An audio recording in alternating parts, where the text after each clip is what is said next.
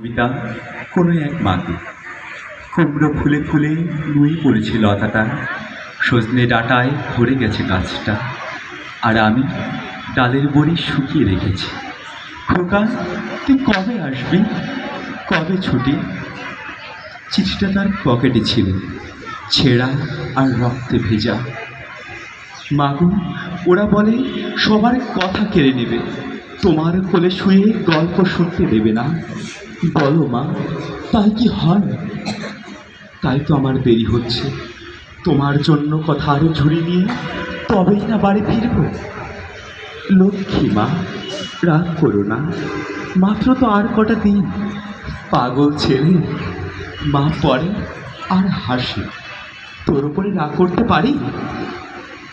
নারকেলের চিড়ে কোটে, উড়কি ধানের মুড়কি ভাজে, এটা সেটা আরো কত কি। তার খোকা যে বাড়ি ফিরবে।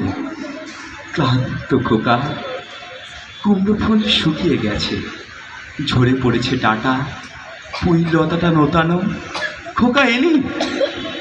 ঝাপসা চোখে মা তাকায় উঠোনে উঠোনে, যেখানে খোকার সব শকুনেরা ব্যবচ্ছেদ করে। এখন মার চোখে চৈত্রের রোদ পুড়িয়ে দেয় শকুনিদের।